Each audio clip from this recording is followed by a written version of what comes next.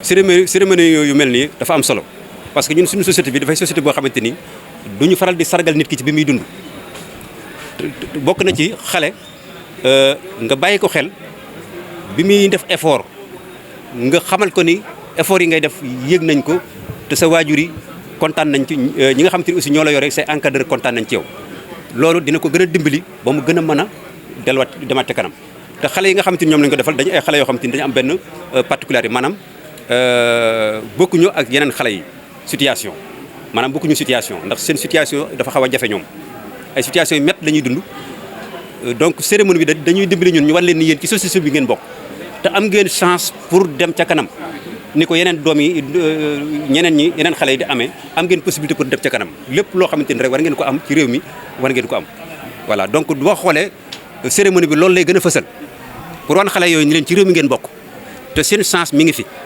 te war ngeen ko mën a jël. waaw liggéey boobu nag état mi ngi ci jàppale parce que boo demee ci suñu centre yi nga xamante ni moom lañu amee ici au niveau de Thiès on a 3 centres le centre sauvegarde de Thiès le centre d'adaptation sociale de Nianing et le centre polyvalent de Diourbel centre yooyu boo demee di nga xam ni état dugal na ca moyens yoo xamante ni loolu dina firndeel ni état am na fu mu teg centre de formation professionnelle ndaw ñi am na fu mu ko teg ndax centre yooyu bu ci nekk rek wax dëgg yàlla moyens yi renforcé nañ ko te loolu firnde la rek ci taxawaay bi état am pour former ay doomam.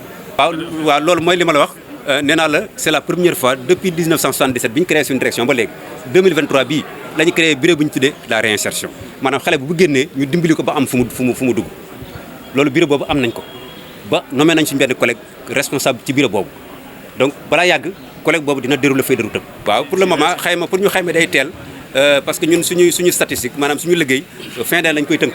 waaw bu ñu demee ba mois de décembre la ñu ko tënk maanaam on a la ñuy tuddee ay rapport annuel ci la ñuy tënk yooyu yëpp bu boobaa nag daañu mën a xam ñaata la ñu formé ñaata la ñu inséré ak yooyu ñaata la ñu dugal ci monde du travail. fanweeri prix ak ñaar waaw ci fanweeri prix ak ñaar yi am na ñaar fukk ak juróom-ñeent yoo xamante ni ay prix d'encouragement la yeneen ñetti prix yi nag mooy xale yi nga xam si ñoo gën a ràññeeku ci ñaar régions yi ñooñu lañ jox lu ñu tuddee prix d'excellence waaw Thiès ak Diourbel waaw ndax inspection bi day liggéey ci ressort cour d'appel bu Thiès. voilà suñu relation ak parents yi relation bu mucc ayib la mën naa ko wax ndax parents yi wax dëgg yàlla tey rek seen taxawaay ak seen présence wane na ko ndax laata sax chef de service ñëw ñoom ñoo leen fi jiitu ci salle bi loolu firnde la ci ñoom quand même que seen taxawaay quand même mën nañu ko rafetlu mais nag doomu aadama ay mbiram toujours rek mën nañu ko gën a defaraat. waaw donc parents yi aussi mën nañu leen gën a encourager pour ñu gën a taxawaat ci njaboot gi. waaw mooy li ma la wax sànq rek nee naa la lim boobu ñun en général dañ koy stabiliser en fin d'année. waaw en général maanaam boo jëlee au niveau national voilà juróom-benn junni yooyu mooy au niveau national waaw maanaam suñu service yi am yëpp ci région yëpp fukki région ak ñeent yëpp am nañu fa ay service souvent suñu rapport yi effectif yi day àgg ba juróom-benn junni. mbégte bu rëy la rek li ma yàgg rêve aussi ndax dangay booy jàng ñaan nga yàlla li ngay jàng ñu am ci ndam ñu jox la ci prix ñu siggil la sa morom yëpp ndax tamit booy jàng dangay góorgóorlu si li ngay jàng daal nga jëm see concentré wu comme lu ñu wax fii sànq rek respect ak discipline mooy lépp daal ndax moom moo la mën a yóbbu fu nekk waaw. yàgg 2019 waa ren laa jeex laa am sama SAP. saa yi damaa bëgg a continuer BEP bi laa bëgg a def 2 ans BEP bëgg naa ibbi sama atelier bëgg naa tamit nekk ci enseignement bi tamit waaw moo ko yàlla may. macha allah moom zéro faute dañuy toppatoo duñu teg ci yoon bu baax wax dëgg ne yàlla 9h la ñuy xëy bu ñu xëyee ku tardé doo dugg waaw habillement bi tamit dañ koy xool.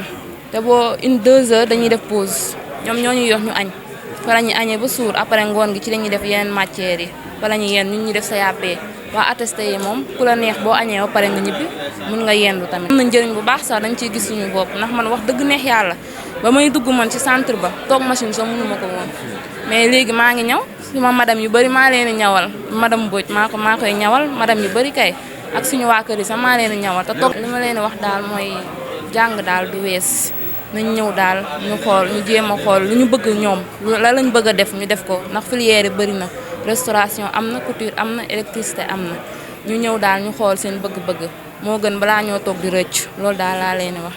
voilà donc nous chaque année la direction de la protection judiciaire et sociale a l'habitude d'organiser une cérémonie de remise des prix à ses pensionnaires c'est des enfants qui sont placés dans des établissements scolaires, c'est des enfants qui sont dans des sections d'apprentissage et chaque année ils sont évalués. Il y a certains qui passent des examens. Donc en fin d'année, c'est l'occasion pour nous de célébrer les efforts de ces enfants-là. En faisant cette cérémonie de remise de prix, nous avons tablé sur 2 critères. Le premier critère, autant pour moi, c'est le critère excellence. Mais nous, j'ai l'habitude de le dire, nous travaillons sur le comportement des enfants. Nous faisons de la rééducation et de la réinsertion. Donc c'est ça véritablement notre cœur de métier. C'est la raison pour laquelle le deuxième critère le plus déterminant pour nous, c'est le critère comportement.